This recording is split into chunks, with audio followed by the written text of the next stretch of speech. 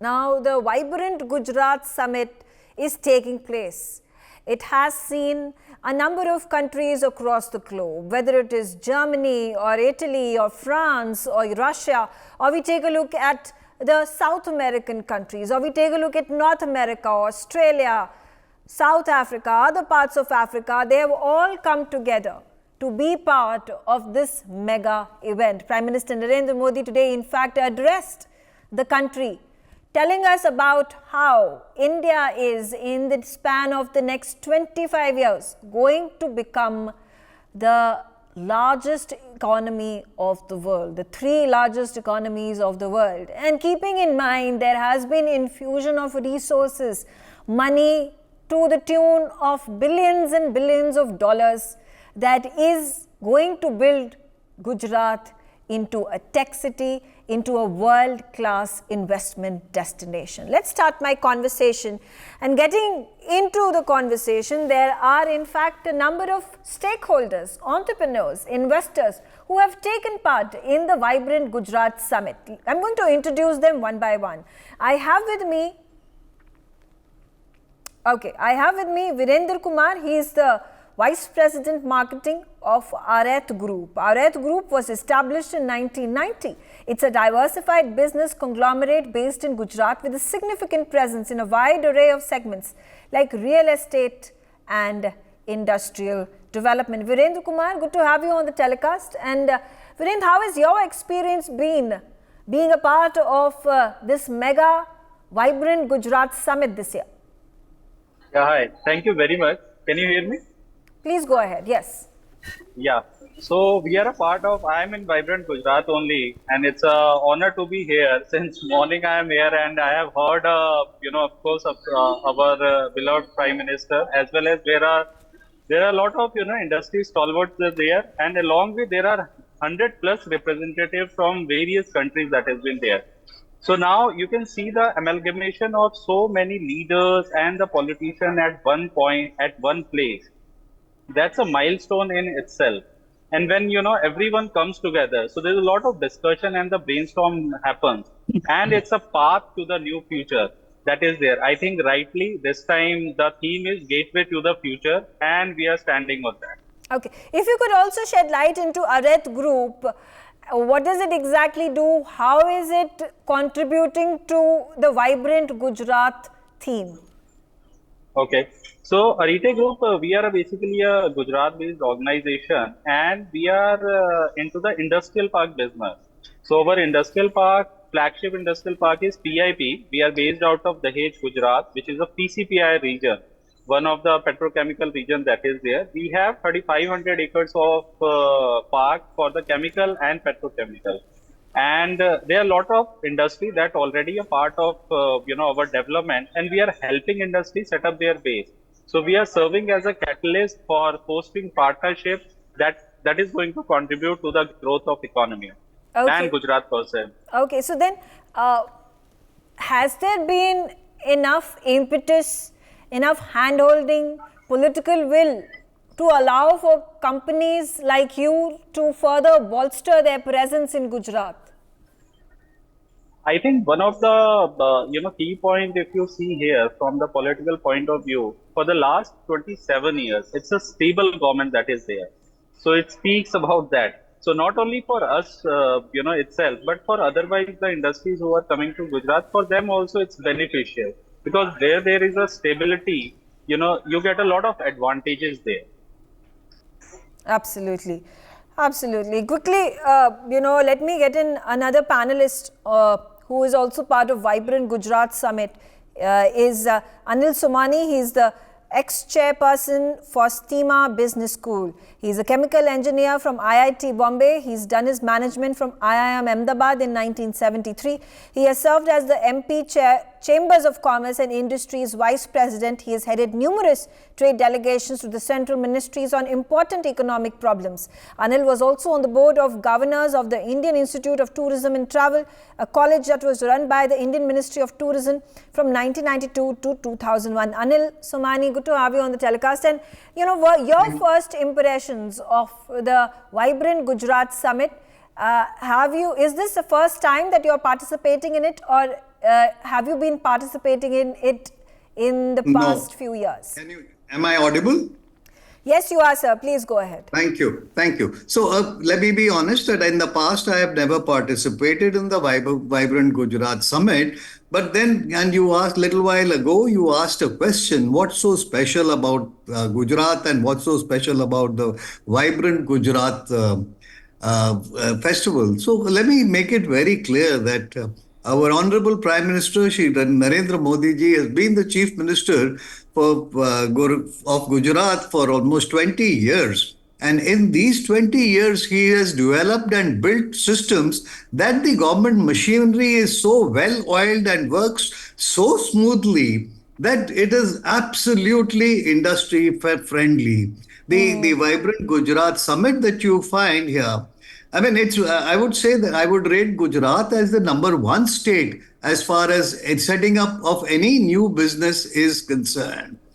Secondly, that the Vibrant Gujarat Summit I find is so well managed that there is the foreign dignitaries that who are coming here, they are so delighted with the facilities, with the welcome that they are getting, and also with the kind of arrangements which are there in the summit, the interactions that they are having, so meaningful, so fruitful, that summit is going to really help in India getting catapulted into the 5 trillion, and thereafter the vision of our Prime Minister is that by 2047 we should be the amongst not even top 3 now, then top 2 economies in the world. So, is it safe to say that Gujarat has become the global epicenter of industrial development? So I would certainly say this, and there are, I mean, I on a lighter note, I would say that I was some time back in the city of Ahmedabad, and you should actually visit the gift city over there to see the kind of development which is taking place and the policies that they are implementing. I think Gujarat is definitely number one in India and also destined to be the global hub for industrial development in the years to come. Absolutely. Thank you, sir. I'm going to come back to you, but I also have with me Mr. Sadanand Sudhir. He is the CEO of On to Cook. Sanadhan Sudhir is an investor. He has embarked on an entrepreneurial journey with a vow to revolutionize the traditional norms and beliefs associated with cooking and the food industry as a whole. Mr. Sudhir, good to have you on the telecast, and of course your experience being part of this mega summit that takes place in Gujarat on an annual basis. Yes, sure. My name is Sanandan Sudhir. People call me Sandy. I think that's the easier way to call. So if anybody wants to address. I also run a company called Invent India, and we are basically inventors. So we have filed about 40 plus patents globally, worldwide, and we have about 25, 30 patents granted across the world. On to Cook is one of our inventions that will change the future of cooking, and that is what we are showcasing at present in this particular summit. It basically has induction at the bottom, and the lid keeps microwave, so you simultaneously cook with induction and microwave, saving approximately 70% time, 50% energy, and the food cooked is better than any other cooking method prevalent on the planet. So since this is the first time in the world, I think Gujarat and the Gujarat Global Summit that we are a part of, both, I'm basically a Punjabi, I'm born in Himachal, brought up in Punjab. But the main reason for moving to Gujarat, as was likely being said by other speakers, is that it gives you a ground. It gives you a place where you can really start from scratch. The government policies are brilliant. You get a lot of grants. When you are stuck, you get a lot of support. The culture around is where there are a lot of business people, and they help you get out of problems whenever you have a problem. Of course, if you're a startup, you will face some problems in the beginning. So I'm very thankful to Gujarat as a state, Gujaratis as people, and of course Narendra Modi and the Vibrant Gujarat initiative. So at present, we are at Vibrant Gujarat. We are in the DST Pavilion. And just to add to what I said, we've got a stall to display our stuff free of cost. And that's like a nice promotion from the government. So, Mr. And Sudhir, the it's overall interesting, experience as you said, that it was a conscious decision for you to move your business to Gujarat. Yes. And how long is it that you have now stabilized yourself in the state? Which part of the state have you set up your business? And you said there is, the smooth machinery that is provided by the government it automatically gives wings to the hopes and dreams of entrepreneurs like you. Exactly. That's the key thing. In any other state, there are ecosystem related issues where you will have trouble, let's say, opening a new company, and if you're looking for grants. For example, I am an inventor, and any inventor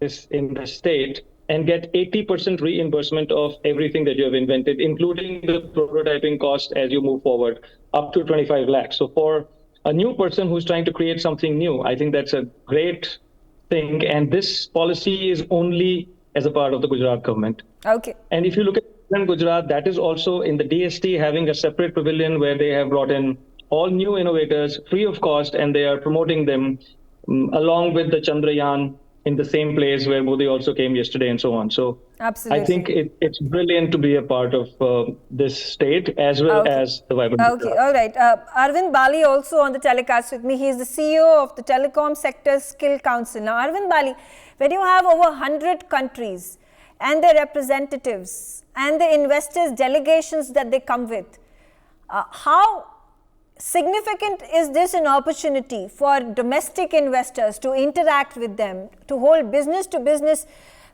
meetings with them, all under one roof?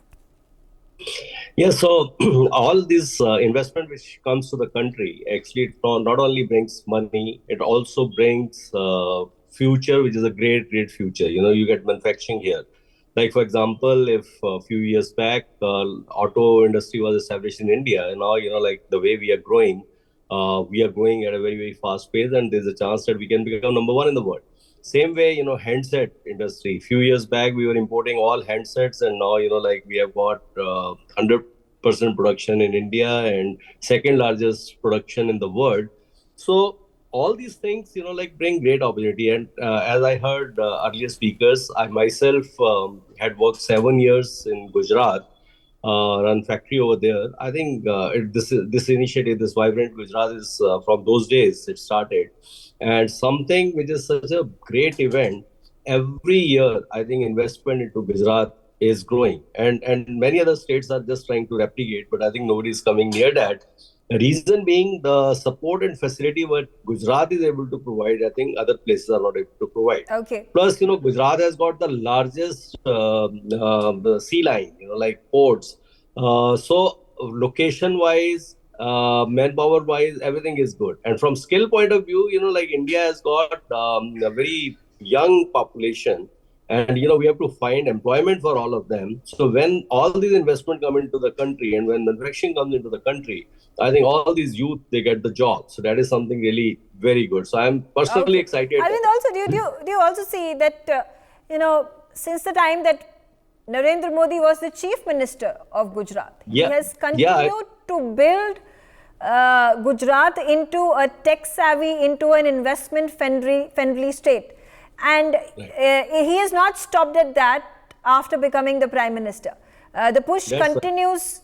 So is this, obviously, because you are from Gujarat, you have affinity towards the Gujaratis, you yourself are a Gujarati, you've been the Chief Minister, you've brought about a complete turnaround to the state, and therefore, being a favorite state of the country, these are the benefits that you also gain. Right. So, he, as a chief minister, I think has set up certain things which I think now, other states are trying to follow. Like, I remember in his CM time, he used to have Chintan Shivar, like in each district, where all the collectors, police officers, all the various departments will come. And the way, private organization work, they make presentation to the CEO. So presentations were made to Mr. Narendra Modi as a chief minister. And then from there, he'll get all the inputs, how the state is doing.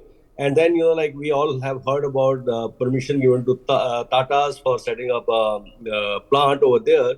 all these things we have seen happening there. And even today, like anybody who wants to set up a factory in Gujarat is great. Like we set up a center of excellence in Ahmedabad for new technologies. I remember the kind of support we got from all the department over there is unmatched. Nobody else can compare it. Yeah.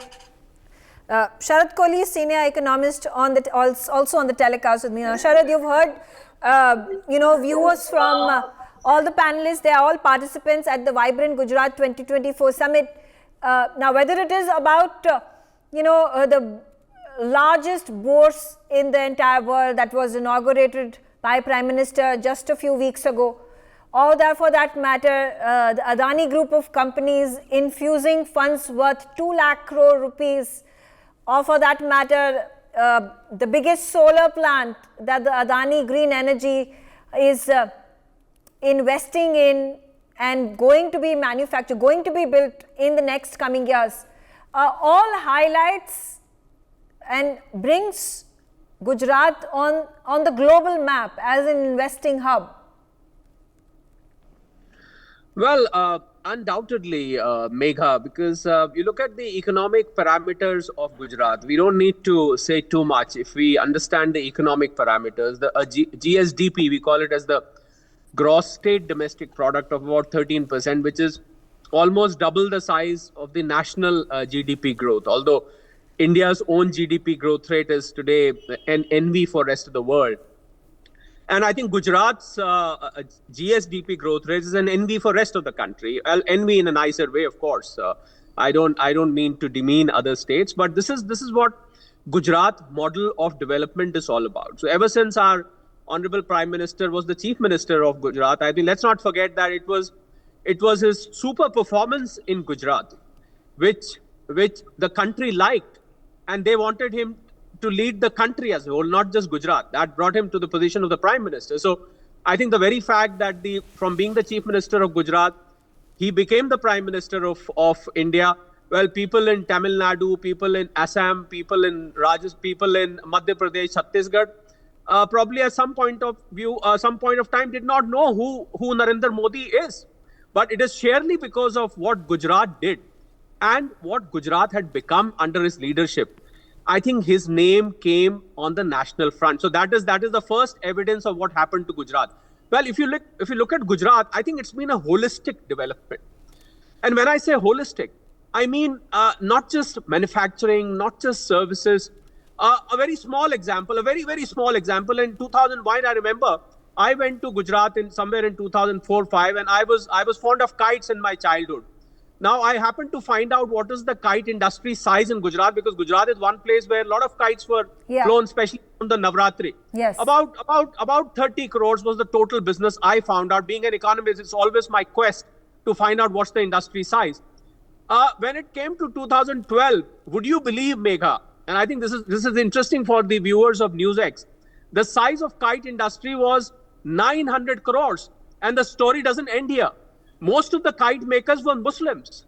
So people who throw communal criticism at the Prime Minister, at Gujarat, I think this was a slap on their face, that how he promoted and he tried to develop that industry into a 900 crores for kite is a reasonably large amount. It may sound very small, probably from a shipping point of view or from a port point of view, but for a kite, it's very large. This is just a very, very small example I gave. Yeah. So I think human resource development was his focus, and all the investment, Megha, very important point, all the investment which came into Gujarat, they had one common statement to make, that we'll invest our thousands of billions of dollars, hundreds of billions of dollars, thousands of crores, but do we get skilled labor?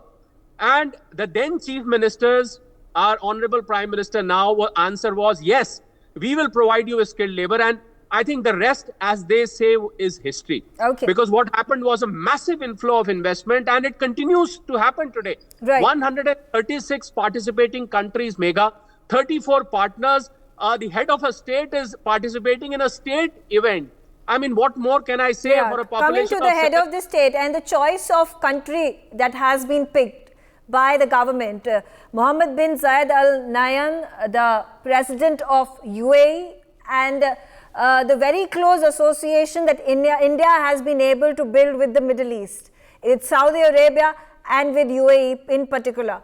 Now, there are large sums of remittances that come from UAE into India. There are large percentage of the skilled laborers and unskilled laborers that work in UAE that come from India as well. Now, at this point, there are also investment opportunities that India is now looking forward to in aligning itself with UAE or the Middle East when we talk about Saudi Arabia.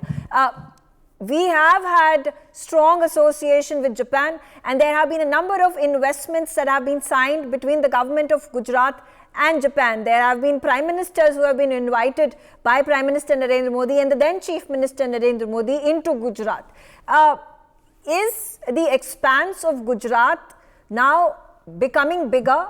At this point, at one point of time, if we say the continuous focus with Southeast Asia, with South Asia, with Japan, and then again the big focus point of the Middle Eastern region. We also saw a reflection of it at the G20 Leaders Summit, the IMEC that had been signed. So here also strategic and investment opportunities significance is massive when we take a look at the representation that has happened of UAE as the chief guest at the Gujarat Summit.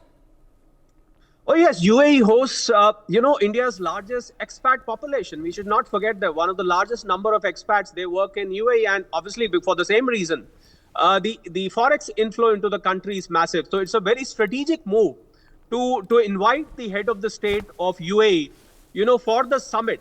And why would somebody want to make an investment in one particular part of the country? Here's the checklist. I want a very solid infrastructure. I want a very good law and order situation.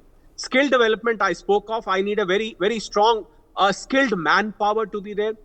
More than anything else, I want a single window clearance. If I come and put up my factory, my office, my KPO, my BPO, whatever I want to do, I want one window clearance. I don't want to run from pillar to post and bribe the officials. So he made sure that the system went corruption free. He made sure that infrastructure is world class. He made sure that human resource was fully skilled, developed. He made sure that law and order was in perfect shape. Women protection, women used to work without any fear in the mind, unlike some of the other states. Again, I don't mean to demean rest of the state, but we are talking of Gujarat, so I'll have to highlight on Gujarat. He made sure that all the tick marks, Megha, they were in place. So why would I, as an investor, not want to come and invest in such a place? I think Gujarat model of development of growth today is a model for rest of the country and for the states, Megha, who complain. Now, this is very important. This is the point you were talking about. For the states who complain that we are unable to invite foreign delegates, foreign investment, heads of state and so, I think they have a lesson to learn from Gujarat, that these are the tick boxes you need to have in place. And I think the investment will flow on its own because country as a whole today is on a massive growth path. We are about to become the third largest in probably a couple of years' time. So I think rest of the states need to, in a very positive way, need to learn from the Gujarat model. And the best part for me, Megha, was that even after in 2014, the then Chief Minister became the Prime Minister of the country, the growth did not stop there. Yeah. So the model he had set up was that torchlight was carried forward by the Chief Ministers thereon. And today we have Gujarat, that momentum is so strong that it continues to grow with the same pace. Megha. Right, absolutely. You're absolutely right. And all the panelists who joined me on the telecast, and they have had good, positive, informational stories to tell from vibrant Gujarat, says a lot about what this investment summit continues to be, and it grows leaps and bounds. I only have as much time. I thank you all for joining me on the telecast. For more such videos, subscribe to the NewsX YouTube channel, hit the bell icon.